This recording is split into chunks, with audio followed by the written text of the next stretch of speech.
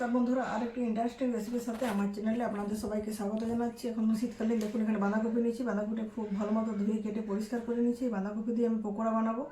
বাঁধাকপির পকোড়া বানানোর জন্য একটা 400 গ্রাম সাইজের বাঁধাকপিকে কেটে পরিষ্কার করে ধুয়ে নিয়েছি দেখুন। আর এখানে নিয়েছি চালের গুঁড়ো। আমি চালের গুঁড়ো দিয়ে পকোড়াটা বানাবো, তাহলে মুচমুচে হবে। আপনারা চাইলে বেসন দিয়েও বানাতে পারেন।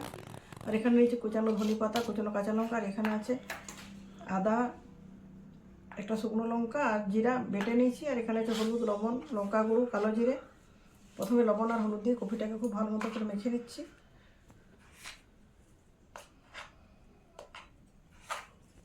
হাত দিয়ে ভালো মতো মেখে নিলে কিন্তু কপির দানাগুলো আস্তে আস্তে নরম হয়ে যায়।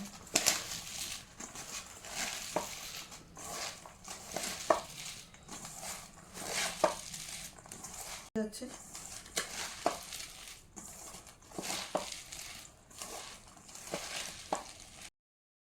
দেখুন বন্ধুরা, লবণ হলুদ দিয়ে মাখিয়ে রেখে দিয়েছিলাম। বাঁধাকপির পরিমাণটা অর্ধেকেরও কম হয়ে গেছে। বাঁধাকপি থেকে জল বেরোতে শুরু করেছে। এরপর এখানে দিয়ে দিচ্ছি কুচিয়ে রাখা কাঁচা লঙ্কা আর ধনে পাতা, আদা, জিরে আর শুকনো লঙ্কার যে পেস্ট করেছিলাম সেটাও দিয়ে দিচ্ছি। একটা মাত্র শুকনো লঙ্কা দিয়েছি, ওই জন্য একটু লাল লঙ্কার গুঁড়ো দিচ্ছি ছোটো চামচের 2 চামচের মতো।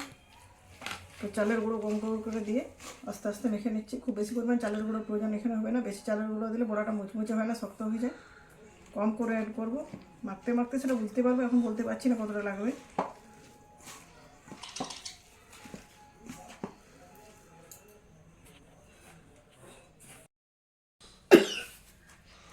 দেখুন বন্ধুরা, এতক্ষণ পর্যন্ত চালের গুঁড়ো দিয়ে মেখে নিয়েছি, এখন জল ব্যবহার করিনি। বাঁধাকপি থেকে যে জলটা বেরিয়েছিল সেই জলেই মাখা হয়ে গেছে। এবার দিয়ে দিচ্ছি কালো জিরে। তারপর যে মশলার বাটি ছিল সেই বাটিটা ধুয়ে কিছুটা জল অ্যাড করছি। আবার সামান্য একটু জল দিচ্ছি, খুব বেশি জল দেওয়ার প্রয়োজন নেই। এই বাটিটার 1 বাটির মতো জল ব্যবহার করছি। তারপর ব্যাটারটা তৈরি করে নিচ্ছি।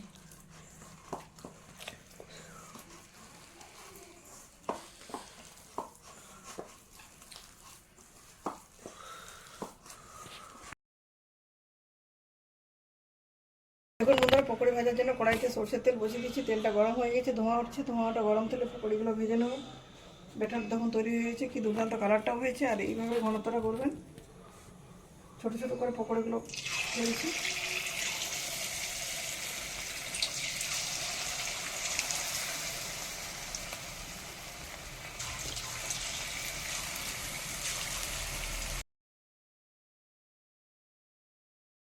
দেখুন বন্ধুরা, পকোড়িগুলোর একটা পাশ ভাজা হয়ে গেছে, উপরে কালারটা চেঞ্জ হয়ে আসছে। উল্টে আরেকটা পাশে ভেজে নিচ্ছি। 3 থেকে 4 মিনিট সময় ধরে উল্টে পাল্টে পকোড়িগুলো খুব ভালো মতো করে ভেজে নিচ্ছি। যেহেতু ছোটো ছোটো সাইজে দিয়েছি, ভিতরটা নরমও থাকবে না, কাঁচা থাকার কোনো সম্ভাবনা নেই। যদি কোনো বড় বড় করে ফেলেন সেক্ষেত্রে যদি একটু গাড়াগুড়ো করেন বা হাই হিটে ভাজেন, ভিতরটা পুরোপুরি কাঁচা থেকে যায়। জন্য ভাজার সময় গ্যাসের ফ্লেমটা লো টু মিডিয়ামে করে দেবেন। আর একটু সময় ধরে ছোটো ছোটো করে পকোড়িগুলো বানিয়ে তৈরি করবেন।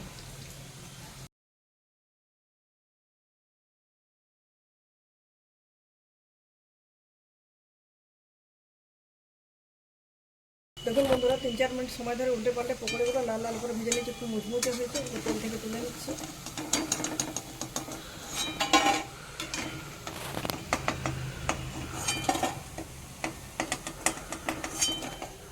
দ্বিতীয় ব্যাচের পকোড়িগুলো ছেড়ে দিচ্ছি। একই পদ্ধতিতে একই সময় ধরে সমস্ত পকোড়িগুলো ভেজে নিয়ে আমি ফিরে আসি।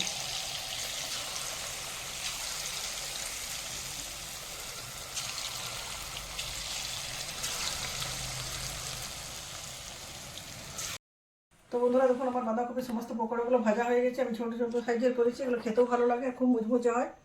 দুটো পকোড়া ঠুকে দেখাচ্ছি, দেখুন বুঝতে পারবেন কতটা মুচমুচে হয়েছে। আওয়াজটা শুনে কীরকম ঠকঠক একটা আওয়াজ করছে। একটা ভেঙে দেখাচ্ছি, দেখুন পুরো ভিতর পর্যন্ত পুরো ভাজা হয়ে গেছে। তো এগুলো গরম গরম চায়ের সাথে খেতে দুর্দান্ত লাগে। এই প্রচণ্ড শীতের সন্ধ্যায় গরম গরম চায়ের সাথে এই ধরনের পকোড়ি থাকলে আড্ডাটা জমে যাবে। তো বন্ধুরা, আমার বাঁধাকপির পকোড়ি রেসিপিটা কেমন লাগলো অবশ্যই কমেন্ট করে জানাবেন। ভিডিওটি ভালো লাগলে লাইক, শেয়ার এবং চ্যানেলটি সাবস্ক্রাইব করে আমার পাশে থাকবেন। আজকের মতো এ পর্যন্ত। পরের দিন দেখা হবে নতুন কোনো রেসিপির সাথে। ধন্যবাদ।